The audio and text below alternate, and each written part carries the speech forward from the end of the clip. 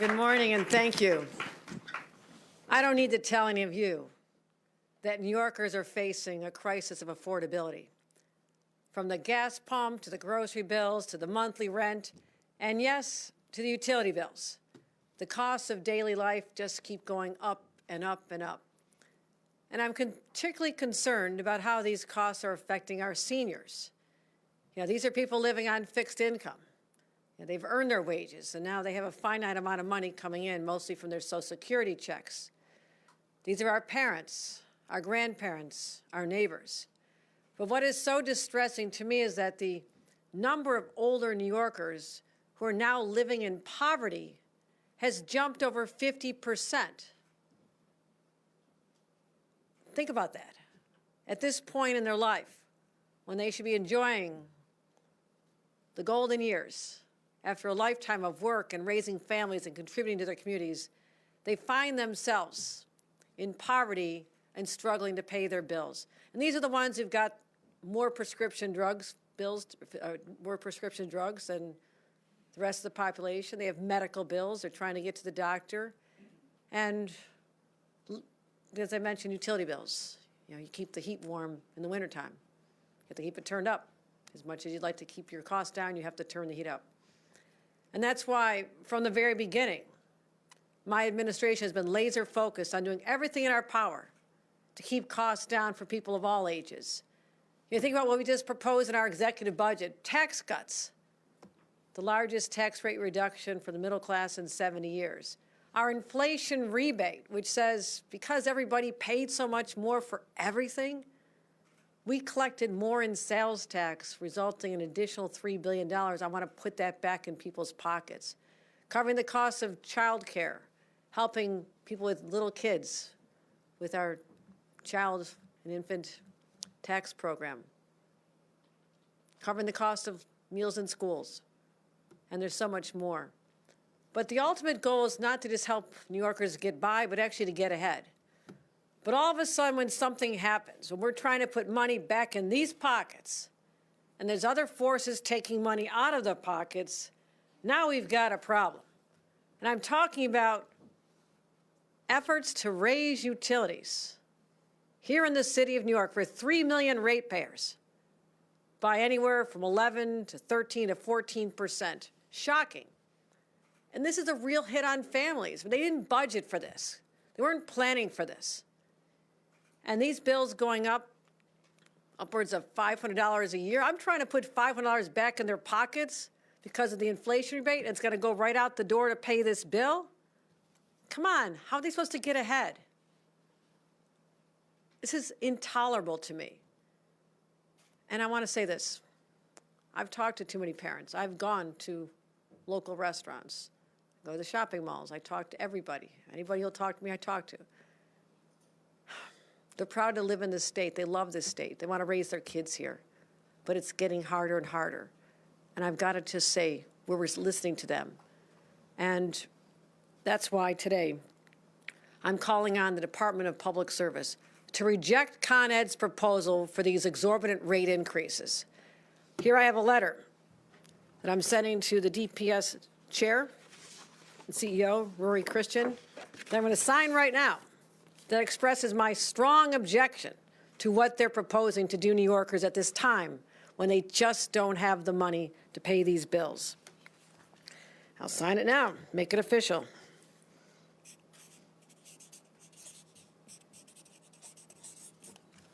There.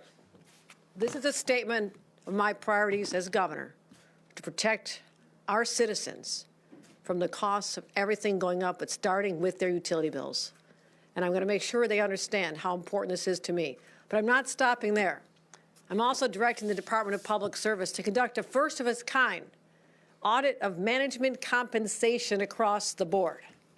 Because a lot of people are saying, why am I paying this when they're getting paid this much from that money? I want to make sure that they're being responsible in how they use our ratepayer dollars. So the burden is already heavy. You just listen to people. You listen to someone who's switching to dirtier heating oil because he can't afford his gas bills. We are trying to transition to a clean energy future. So raging forest fires that we saw in our own state don't ever match what we saw in Los Angeles. That the flooding events that we see elsewhere don't become the norm here in New York. The extreme weather we're experiencing, worse flooding, worse extreme temperatures, hottest temperatures, coldest temperatures, it's all happening right now in our state. And the culprit is climate change. And we are standing up strong against that. I don't want people to have to continue using dirtier fossil fuel-based energy because they can't afford these bills. That's where we have to stand up and say no more. Or should families be dipping into their emergency savings just to pay these bills? I'm going to continue making New York more affordable. I want you to know that. I'm a fighter. I'm going to stand up and say no. Go back to the drawing board and figure this out, but you're not going to get that kind of rate increase from our hardworking New Yorkers, particularly our seniors who are represented by Beth Finkel here today, representing AARP, who has a message to tell all of us about what this does to seniors. And if we don't start paying attention, then shame on us. They deserve a better life. They've given enough to New Yorkers. They've given enough to their families. They've given enough to their communities. And now it's time for us to start taking care of them. With that, let me bring up Beth Finkel and thank her for her great support for our seniors across the state. Beth, thank you. Thank you. So on behalf of the almost 750,000 members of AARP that are right here in New York City, we are really appalled with this possible increase. And we really want to thank the governor for her leadership in opposing the Con Ed rate increase proposal. We need to do better to make sure that people can afford their energy bills now in the middle of winter, but also in the summer. We know that it's getting hotter and hotter, and we know that people have to stay cool. This is also a health issue, because if you can't stay warm, and if you're too hot in the summer, you're going to end up getting sick, and you're not going to be able to be in good health. It also puts, there are already 500,000 Con Ed customers that are behind 60 days or more on their bills. And they are so vulnerable to service disconnection. And they owe $1 billion. Think about that. How did we end up in that spot to begin with? And this is all about things not being affordable. So glad that the governor has called this out and taken a strong position about fighting this. Just yesterday, the Center for Urban Future released a report that said that New York City is now home to 1.4 million people that are 65 and older. And I'll tell you what's really upsetting, and the governor mentioned this before, 18% of the city's older adults live in poverty, below the poverty line. Again, that is unconscionable. And these high utility rates are contributing to it. So, Governor, I want to thank you again so much for working on this. As you said, older adults are on fixed income. And actually what we found is that 60% of the older people that were in that study said that they don't have any retirement income. So what does that mean? How do they ever keep up? More and more people are going to fall into the people who are in jeopardy of being disconnected. We can't allow that to happen. So, Governor, again, thank you for being a fighter on this issue. We love working on this issue with you, and we want to continue to stand with you on affordability. Thank you. Oh, and I want to introduce Carrie Tracy, who's from the CSS Community Service Society. Great work for New Yorkers. Thank you.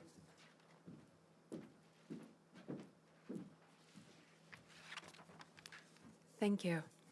I'd like to thank Governor Hochul for inviting us to speak today about this very important issue. The Community Service Society of New York has worked with and for New Yorkers since 1843 to promote economic opportunity and champion an equitable state and city. These proposed rate hikes would be disastrous for low and moderate income New Yorkers. CSS conducts an annual survey of New York City residents called the Unheard Third. And in the most recent survey, we found that over a quarter of low-income New Yorkers, those living in or near the poverty level, reported having no rainy day savings. About 1 in every 6 low-income New Yorkers would not be able to meet an unexpected emergency expense like these rate hikes. Almost 45% of households living near and in poverty worried about making ends meet all the time or most of the time. And women, particularly Latina and Black women and families with children, are more likely to experience this kind of financial insecurity. So we'd like to thank Governor Hochul for her strong defense of families in New York and fighting these rate hikes. Thank you. As we discussed today, I'm standing up for New York City ratepayers against the obscenely high rate increase proposed by Con Ed.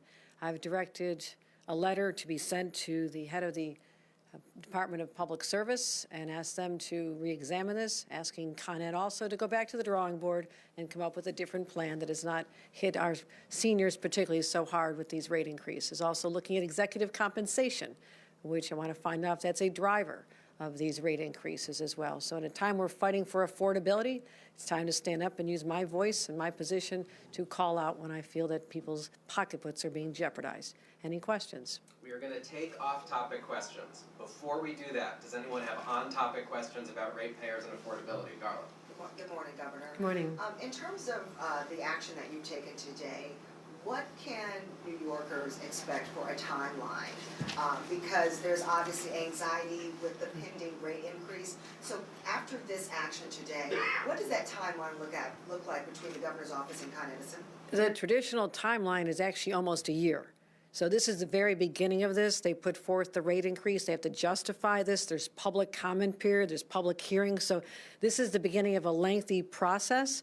But I wanted to make my feelings, my objections clear at the outset so they can take the time to go back and get out their pencils and figure out something else that does not hit our ratepayers so hard. Dan?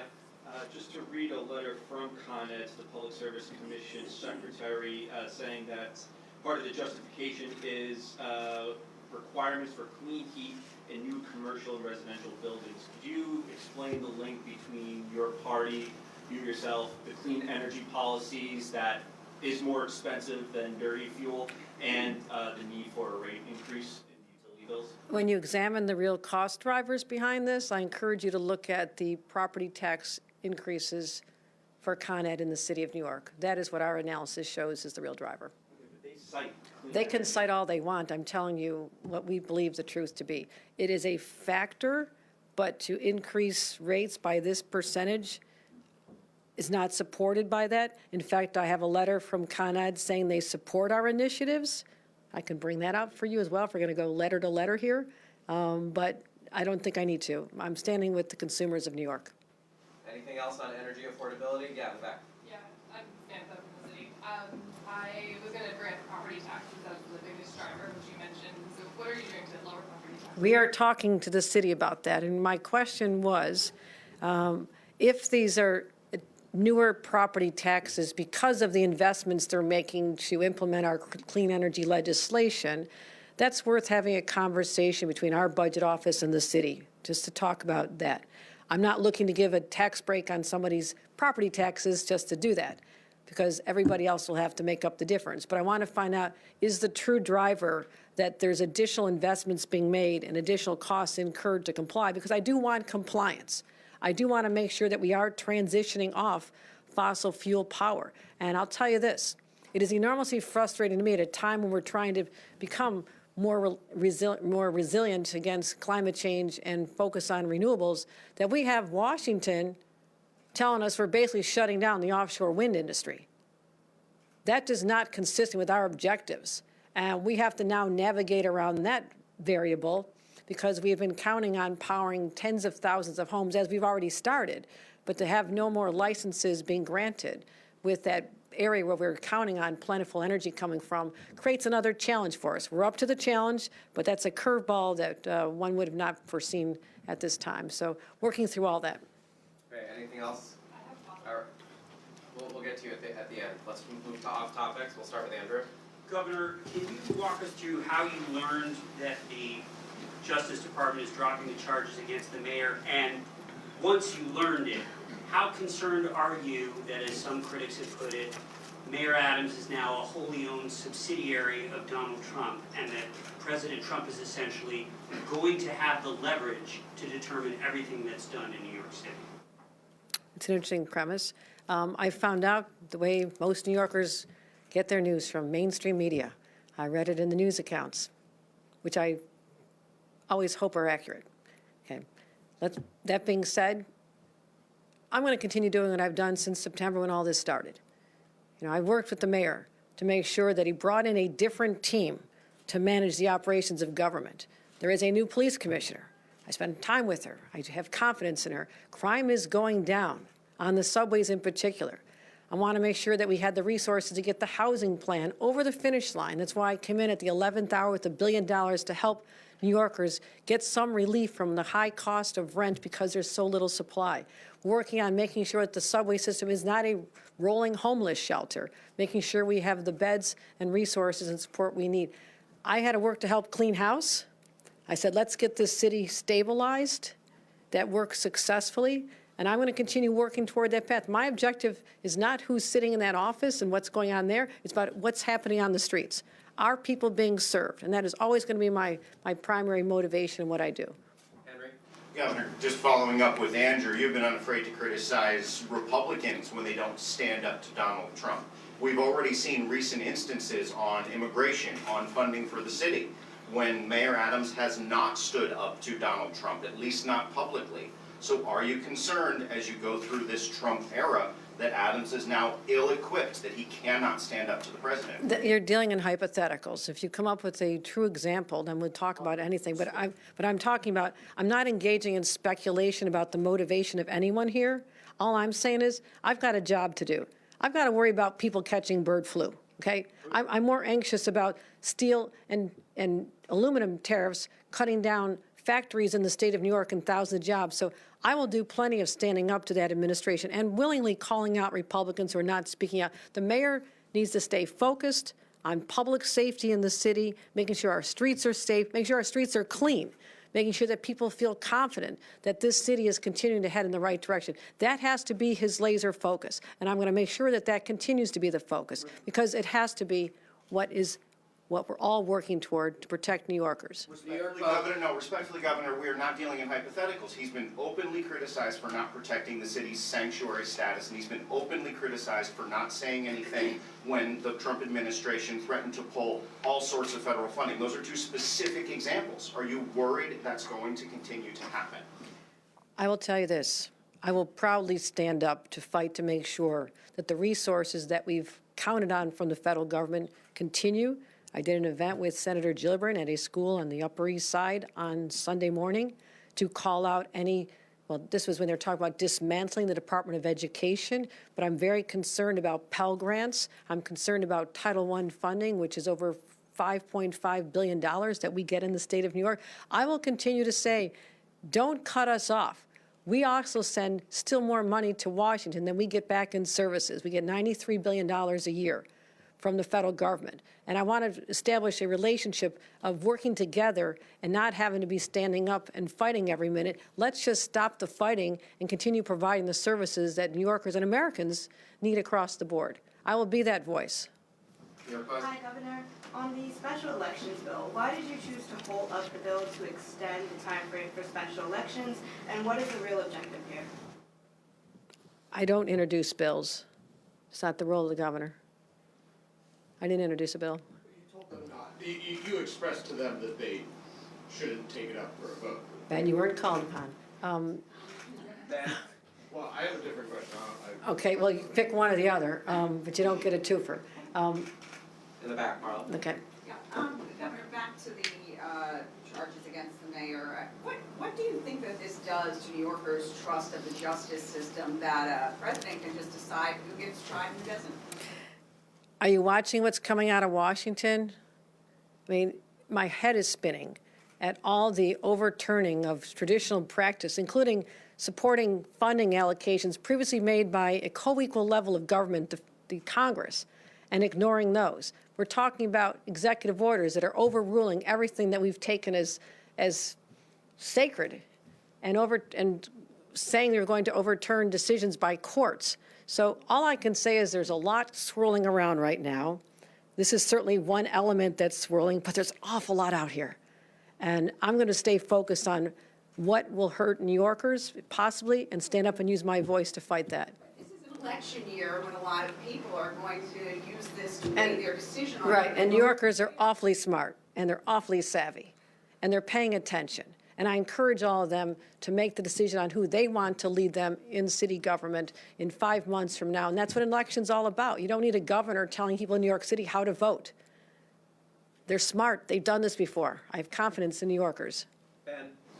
Are you considering using the power in the charter to remove Mr. Adams? Are you considering using the power in the state constitution to ask Tish James to put a special prosecutor? I guess I'm just curious about that because the letter from the Assistant Attorney General states that the indictment prevented him from, doing more of an immigration crackdown. Are you concerned about that?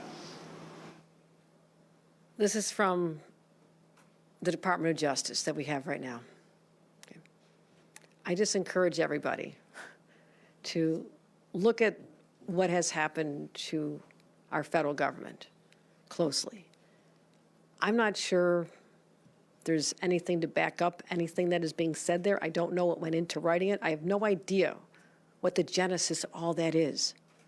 And to suggest that I should, at this point in time, just use my powers to say, despite what the voters said when you ran 3.5 years ago, I'm overturning that election. That does not feel like something that's very democratic. That's why I'm not going to go there. What about your view of the state election? I'm curious about that too. When bills are introduced and they're passed and they get on the pile of my desk with about 800 to 1,000 bills, depending on the year, that's when I pay attention to them. Not about congestion pricing? Congestion pricing does not come out of legislation related to this. In this broader soup of things that are going on between you and the federal government. There's a lot going on, Ben. Tanaki? I also have a question about the special election issue.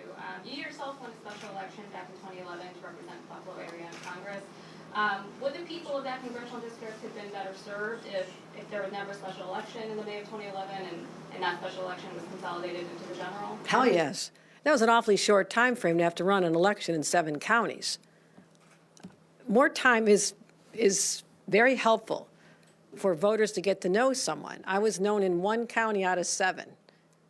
So I would just say there's a whole process, even the idea of having individuals not selected to a primary system. I mean, other states are doing it differently. Other states actually, 15 states allow up to 669 days to fill a vacancy, which is obscenely long. I wouldn't support that. But, it's just interesting. A lot of this generated by the Republicans who, they have a press conference every time I sneeze, criticizing something I'm doing. She's starting a pandemic by sneezing. They're just so hyperbolic that you really have to just tune it out because this is all they do. And there's no substance behind it. All I know is that every time there is an election reform bill that comes out there, whether it's early voting, whether it's the John Lewis Voting Rights Act or the odd-even bill, they act like this is going to be the end of society and democracy in America as we know it. So I just encourage everybody to just consider the source and the motivation behind what they've been doing. They're very good at it, but I don't pay attention. Last one, Sam. After having those conversations with President Trump about congestion pricing, what's your reaction to him telling the Post that he wants to cut a deal with you to end congestion pricing, and are you scheduled to talk to him again anytime soon? Not scheduled. We did say we're going to talk again. The Democratic and Republican governors gather in Washington next week for the National Governors Association. There's time in the White House. There's time for meetings. So, that could be the next opportunity, but I'm looking forward to conveying that as every day goes by and congestion pricing is in place, the results are more positive. And I don't think a lot of people, including the president, would necessarily have access to that data, which I'm happy to share, about the reduced drive times for those who are paying the 40% reduction in the fee that I negotiated of $9. When you hear, a lot of it's anecdotes, which I need data, and we're waiting for the data, but there's a lot of people who are saying their commute is shorter. I can wake up a little bit later, spend a little more time with my kids. Those are the ones who at first were very resistant to this, but also in the communities that see less traffic. And I'm a walker. I see it myself. I'm all over the city, and I'm seeing a dramatic decrease, especially in our areas, particularly Lower Manhattan, that were particularly egregiously crowded. And also, anecdotally, One gentleman told me that his child has asthma and would always be coughing when he went outdoors. And he says the less traffic is making his son's lungs even healthier right now. And so there's a lot of positive attributes. I want to collect data. The president's data-driven. He knows the city. He knows that congestion in front of Trump Tower is not good. And I'm going to be able to point to some very positive benefits of it. So I will do my very best, is all I'll say on that topic, and wish me well. Are you worried he's going to hold something over you, though, to kill it? Like he's holding these charges over Mayor Adams? I cannot speculate on what his thoughts are. I'm going to go in and just make a persuasive argument on why it should stay. Okay, thank you. The New York Times said that you spoke to legislative leaders and you told them, quoting the New York Times, that you were seeking to gain leverage in separate negotiations with President Trump over the future of the state's new congestion pricing program. This is related to the special election. No, I didn't say that. Okay. Do you have confidence in Mayor Eric Adams? Confidence to be the mayor. I will continue working with him to make sure that we focus on our mutual priorities, which must be public safety, clean streets, making sure that we build more housing, making sure we deal with the homeless problem, closing more cannabis shops. I've got a lot to do. Mayor Adams is the mayor, and I want to make sure we can get back to work. Okay, Darla, thank you. Thank you again, Governor Hochul. You shared with us that you heard the news about the DOJ's decision, just like we all did in mainstream media. After you read about that, after you learned of this information, can you please tell us whether or not you have spoken with Eric Adams? Share with us what you can share about that conversation. And I think the direct question from New Yorkers is asking you to address if you think if the mayor's objectivity to the New Yorkers is now compromised. I think that is the specific question that some people want answered. If you think his objectivity is compromised. No, I did not have a conversation, so there's no content to disclose. And again, I will reiterate, I do not disclose the content of private conversations, whether it's with the president on down to my husband, okay? I'm not going there. Do I think he's compromised? That is speculation. I don't know. I don't know whether anyone is compromised in that situation. I truly do not know. I have to believe that the mayor is going to put the interests of New York City first, and I'm going to continue monitoring the situation as I've had to do since last fall. This is a very serious job, and the city of New York needs full-time attention. You know, it is my hope that after, you know, this issue, there's more attention now back on the minutia of running the city, and that's important to me. I just want to have a partner who has the same priorities I do, and that is focused on the people of the city and nothing else, nothing else. And so, you know, that's what I'm hoping to get back to. Thanks, everybody. Do you have any benchmarks for what you'd like to see, similar to last time you wanted him to clear house? Do you have any specific benchmarks or marks his administration needs to hit to restore trust? Trust is a nebulous concept, right? I don't know what's going to, I mean, we're talking about people's emotions and how they feel. Since I entered government under unusual circumstances, entered the governorship under unusual circumstances, I knew how important it is to restore trust. I did everything I could to bring in new people, to put in systems in place, to bring in outside counsel, to listen to any claims about untoward activity toward employees. So I understand what it's like when you have to change a culture and rebuild trust because of what I inherited. I encourage the mayor to examine all of his actions and know that he's going to be under a spotlight to make sure that people have confidence that there has been no reason why he would not take a certain action, that he has to demonstrate to New Yorkers that he's putting them first, above all. And that includes in his relationships with the White House. That's how it has to be. Thanks, Thank you. everybody.